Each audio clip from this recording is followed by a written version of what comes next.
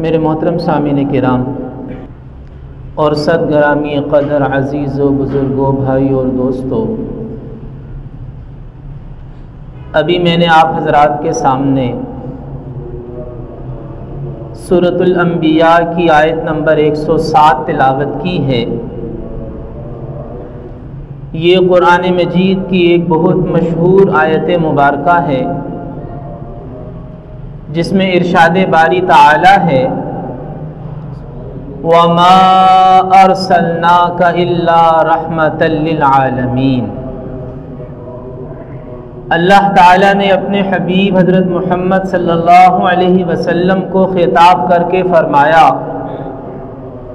کہ ہم نے آپ کو تمام کے تمام جہانوں کے لیے سراپائے رحمت ہی بنا کر بھیجا ہے۔ اب یہ جو ترجمہ کیا گیا ہے اس آیت مبارکہ کا، یہ ایک ترجمانی تو آپ کہہ سکتے ہیں، لیکن اس آیت مبارکہ کے اندر جو تاکید آئی ہے، اس کے اندر جو زور آیا ہے، اس کا اردو میں ترجمہ کرنا ممکن ہی نہیں ہے۔ اگر ہم اس کو سمجھنا چاہیں تو اللہ پاک فرما رہے ہیں کہ اے نبی صلی اللہ علیہ وسلم، ہم نے آپ کو کل کائنات کے لیے للعالمین، ایک دو تین عالموں کے لیے نہیں بلکہ سارے کے سارے عالمین کے لیے، سارے جہانوں کے لیے، یہ نہیں فرمایا کہ رحیم بنا کر بھیجا ہے، رحیم کا لفظ نہیں آیا، بلکہ فرمایا کہ رحمت بنا کر بھیجا ہے۔ اب اس میں کیا فرق ہے؟ رحیم نہیں فرمایا، راحم نہیں فرمایا، رحم کرنے والا نہیں فرمایا، بلکہ فرمایا کہ ہم نے آپ کو رحمت بنا دیا، یعنی سراپائے رحمت، مجسم رحمت، سرتا پا رحمت ہی رحمت۔ اے نبی، ہم نے آپ کو رحمت کا پیکر بنا کر بھیجا ہے، ہم نے آپ کو رحمت کا مجسم بنا کر بھیجا ہے۔ اور اسی طرح یہ جو لفظ الا آیا ہے، الا رحمۃ للعالمین، اور آیت کے شروع میں جو لفظ ما آیا ہے، اس کے اندر بھی ایک زور ہے، ایک تاکید ہے کہ حقیقی معنی میں سراپائے رحمت آپ ہی کی ذات ہے۔ ساری مخلوقات میں سراپائے رحمت آپ ہی کی ذات بابرکات ہے۔ تو یہ آیت مبارکہ رسول پاک صلی اللہ تعالی علیہ وسلم کی مہربانی کو، آپ کی رحمت کو، آپ کے عفو و درگزر کو، آپ کی شفقت کو کھول کھول کر بیان کر رہی ہے، وضاحت کے ساتھ بیان کر رہی ہے، تاکید اور زور اور اصرار کے ساتھ بیان کر رہی ہے۔ مفسرین نے ایک عجیب بات لکھی ہے اس آیت مبارکہ کی تفسیر میں، بڑی قابل غور بات ہے، اگر وہ بات سمجھ میں آ جائے تو بات بن جائے۔ مفسرین فرماتے ہیں کہ رسول پاک صلی اللہ علیہ وسلم کی ذات تو طے ہے کہ آپ کی ذات اقدس رحمت عالم ہے، رحمت للعالمین ہے، آپ کی ذات اقدس، یہ بات تو طے ہے۔ جیسے یہ طے ہے کہ سورج چمکتا ہے اور زمین کے اوپر اپنی روشنی بکھیرتا ہے، جیسے سورج کی روشنی عام ہے ہر ایک کے لیے، سورج کی روشنی کافر اور مسلم کا امتیاز نہیں کرتی، سورج کی روشنی پہاڑی اور شہری کا امتیاز نہیں کرتی، سورج کی روشنی انسان اور غیر انسان کا امتیاز نہیں کرتی، سورج کی روشنی اللہ کے فرما بردار اور نافرمان کے درمیان کوئی فرق نہیں کرتی، سورج کی روشنی عام ہے ہر ایک کے لیے۔ لیکن اگر کوئی شخص عین دن کے وقت جب سورج اپنی آب و تاب پر ہے، روشنی بکھیر رہا ہے، سورج کی شعائیں زمین پہ پڑ رہی ہیں، حرارت زمین پہ آ رہی ہے، اگر کوئی شخص اپنے آپ کو ایک کمرے میں بند کر لے، کھڑکیاں دروازے بند کر دے، پردے ڈال لے، اور اپنے اوپر لحاف ڈال لے اور اپنی آنکھیں بھی بند کر لے اور یہ کہے کہ سورج روشن نہیں ہے، یا سورج تو روشنی نہیں دے رہا، یا سورج کی شعاعیں تو زمین تک نہیں پہنچ رہی، یا سورج کی روشنی تو سب کے لیے عام نہیں ہے، دیکھو مجھ تک تو نہیں پہنچ رہی، تو اس سے احمق اور نادان اور بے وقوف اور بدقسمت کہا جائے گا کہ عجیب آدمی ہو۔ آنکھیں کھولو، دل و دماغ کھولو، کھڑکیاں دروازے کھولو تو پتہ چلے کہ سورج کیسی آب و تاب کے ساتھ چمک رہا ہے۔ مفسرین نے لکھا ہے کہ رسول اللہ صلی اللہ علیہ وسلم کے رحمت للعالمین ہونے کا بھی یہی مطلب ہے کہ آپ تو رحمت للعالمین ہیں، یہ تو طے ہے، سارے جہان کے لیے رحمت، ساری کائنات کے لیے رحمت، انسان اور غیر انسان کے لیے رحمت، جاندار اور بے جان کے لیے رحمت، اپنوں اور پرایوں کے لیے رحمت، حتیٰ کہ مسلمان کے لیے بھی رحمت اور غیر مسلم کے لیے بھی رحمت، دوست کے لیے بھی رحمت اور دشمن کے لیے بھی رحمت ہے۔ آپ تو رحمت ہیں۔ وَمَا أَرْسَلْنَاكَ إِلَّا رَحْمَةً لِّلْعَالَمِينَ، یہ تو اللہ کا فیصلہ ہے، اللہ کا اعلان ہے۔ اب اگر کوئی کم نصیب، کوئی بد نصیب اپنی آنکھیں بند کر لیتا ہے، اگر وہ خود اپنے آپ کو تاریکیوں میں رکھنا چاہتا ہے، اگر وہ اپنے دل و دماغ کی کھڑکیوں کو نہیں کھولتا تو اس کا کیا ہو سکتا ہے؟ رسول پاک صلی اللہ علیہ وسلم تو رحمت ہیں، آپ کا رحمت عالم ہونا، آپ کا رحمت للعالمین ہونا تو طے ہے۔ ہاں یہ اپنے اپنے ظرف کی بات ہے، آگے اپنے اپنے ظرف کی بات ہے، آگے اپنے اپنے نصیب کی بات ہے، آگے اپنی اپنی طلب کی بات ہے۔ ابھی ایک تفصیلی موضوع ہے، حقیقت یہی ہے کہ معاشروں پر، انسانوں پر، انسانی اقدار پر، انسانوں کے قوانین پر اور انسانوں کی سوچ پر رسول پاک صلی اللہ تعالی علیہ وسلم کی ذات اقدس نے جو انمٹ نقوش چھوڑے ہیں اور انسانوں کے رہنے کے انداز کو جیسے آپ نے بدلا ہے اور انسانیت کو جینے کا شعور آپ نے دیا ہے، اب وہ مسلمان ہے یا غیر مسلم۔ آج بہت سے غیر مسلم رسول پاک صلی اللہ علیہ وسلم کی لائی ہوئی تعلیمات سے استفادہ کرتے ہیں، صحابہ کرام کی تعلیمات سے استفادہ کرتے ہیں اور برملا کہتے ہیں، اور بہت سے مسلمان علماء، امام غزالی ہیں، ابن رشد ہیں اور دوسرے بہت سے علماء کی تحقیقات سے استفادہ کرتے ہیں اور مانتے ہیں۔ تو رحمت للعالمین تو ہے آپ صلی اللہ علیہ وسلم کی ذات اقدس، یہ تو طے ہے۔ اب اپنے اپنے نصیب کی بات ہے، اپنے اپنے ظرف کی بات ہے، اپنی اپنی طلب اور چاہت کی بات ہے کہ کون اس نور میں سے کتنی روشنی حاصل کرتا ہے۔ نبی پاک صلی اللہ تعالی علیہ وسلم کا رحمت للعالمین ہونا، یہ آپ صلی اللہ علیہ وسلم کی ایک خاص خوبی، ایک خاص خصوصیت، ایک خاص وصف اور ایک خاص فضیلت ہے، اس لیے کہ آپ صلی اللہ تعالی علیہ وسلم اپنوں پر تو بے شک رحیم تھے، مہربان تھے، اپنوں پر تو سبھی ہوتے ہیں، لیکن رسول پاک صلی اللہ علیہ وسلم کی اپنوں سے مہربانی کا معیار بھی بے مثال تھا، یعنی اپنوں سے سبھی محبت کرتے ہیں، اپنوں پر سبھی مہربان ہوتے ہیں، لیکن مہربانی کا جو معیار اپنوں کے ساتھ رسول اللہ صلی اللہ علیہ وسلم نے کر کے دکھایا، اس کی کوئی مثال نہیں ملتی۔ میں دو چیزیں آپ کے سامنے مختصر انداز میں رکھتا ہوں۔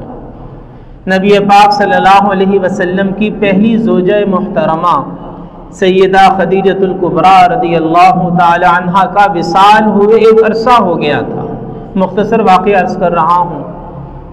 تو ان کا وصال ہوئے ایک عرصہ ہو گیا تھا، کہ مکہ مکرمہ سے ایک بوڑھی خاتون نبی پاک صلی اللہ علیہ وسلم کی خدمت میں حاضر ہوئی. آپ نے ان کا بہت اکرام فرمایا، اعزاز فرمایا، ان کا گرم جوشی سے استقبال فرمایا. جب وہ تشریف لے گئیں تو سیدہ عائشہ رضی اللہ عنہا نے پوچھا کہ یہ بوڑھی خاتون کون تھیں؟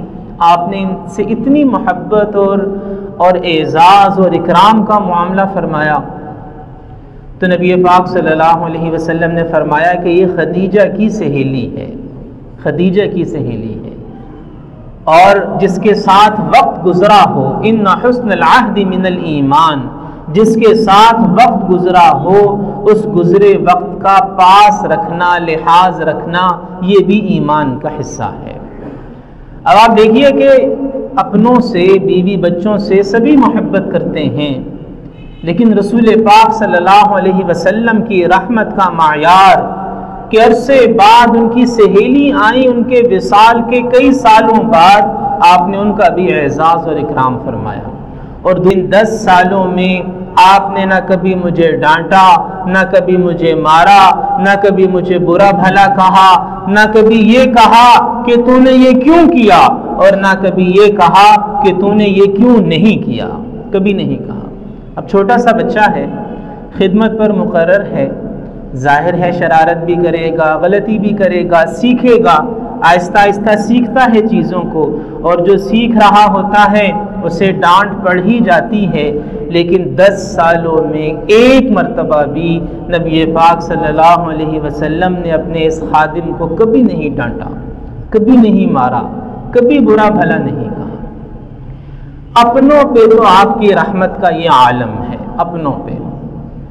اور پھر پرائے آتے ہیں، پھر دشمن آتے ہیں، پھر جانی دشمن آتے ہیں. اپنوں کے بعد پرائے، پرایوں کے بعد دشمن، دشمنوں کے بعد جانی دشمن.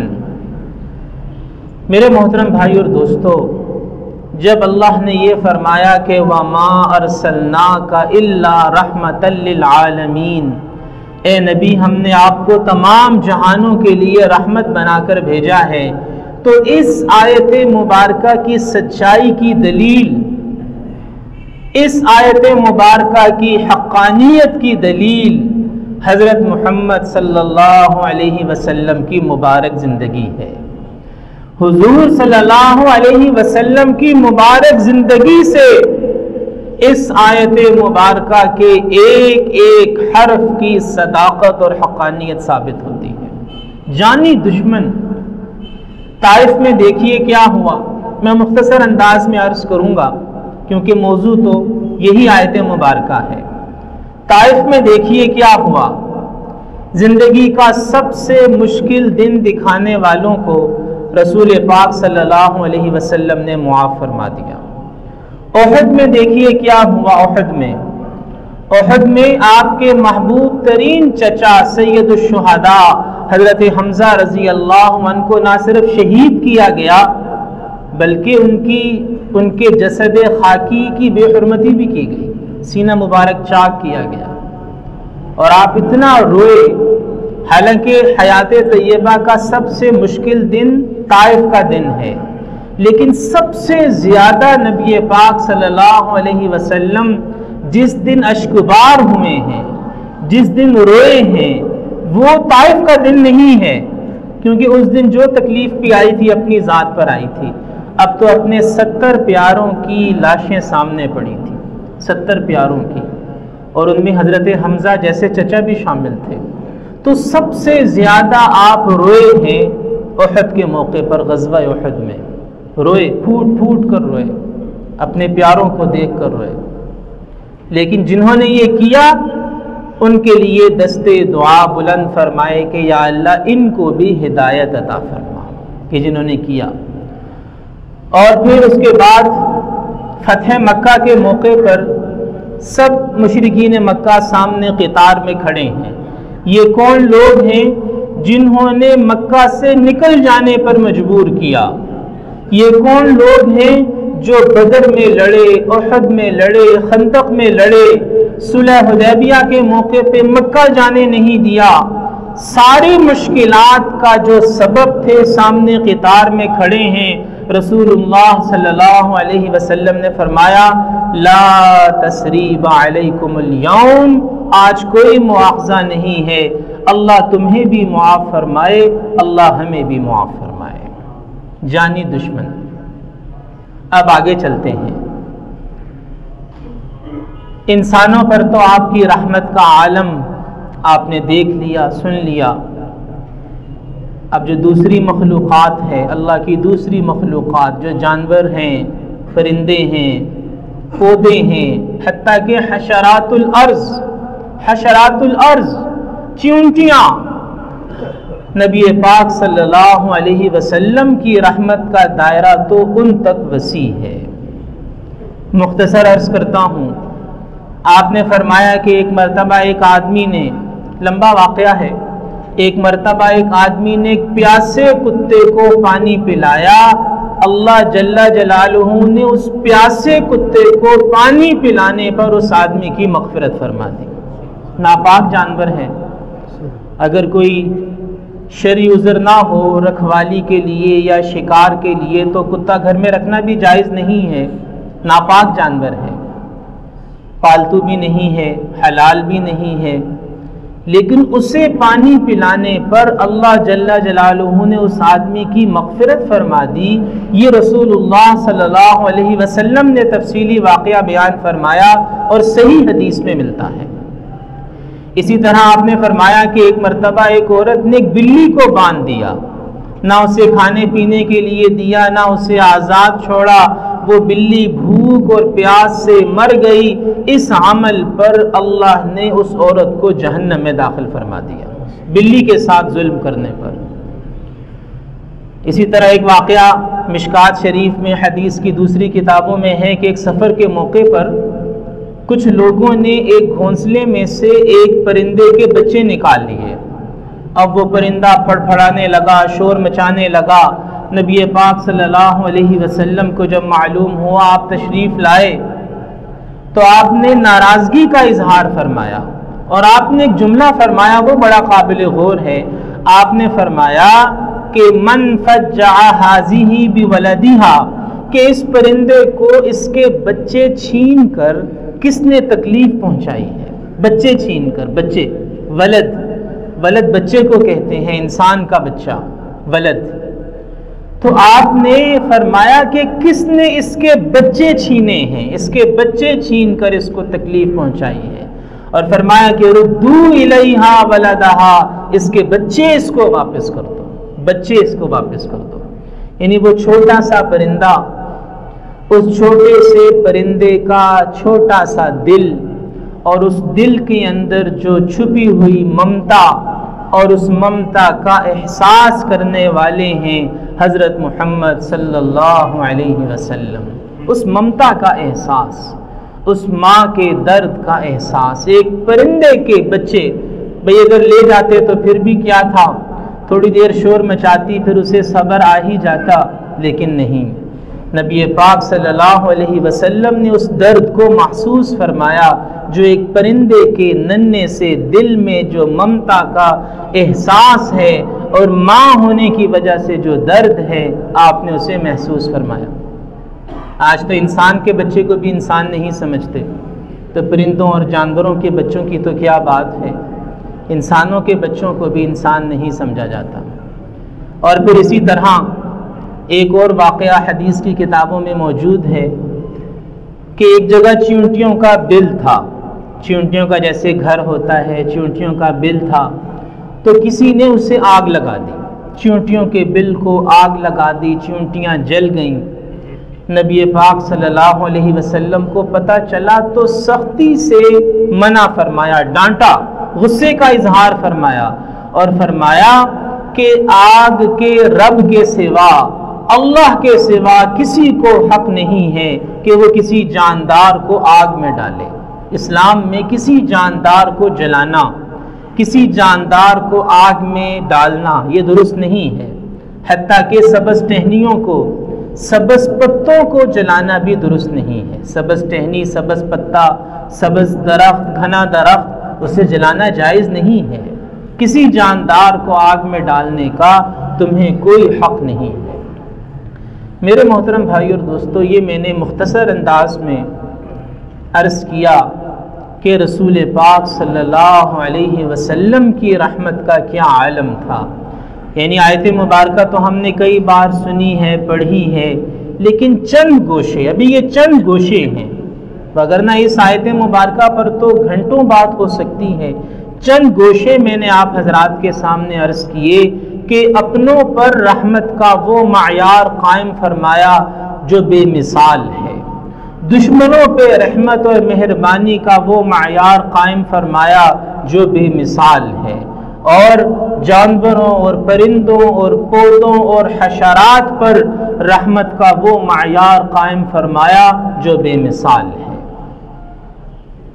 اب تھوڑی دیر کے لیے ہم اپنی حالت پر بھی غور کر لیں کہ ہمارا بھی، ہمارے دل کی نرمی، خدا ترسی اور مہربانی انسانوں کے ساتھ، اپنوں کے ساتھ سما، زمین والوں پہ تم رحم کر لو، آسمان والا تم پہ رحم کرے گا۔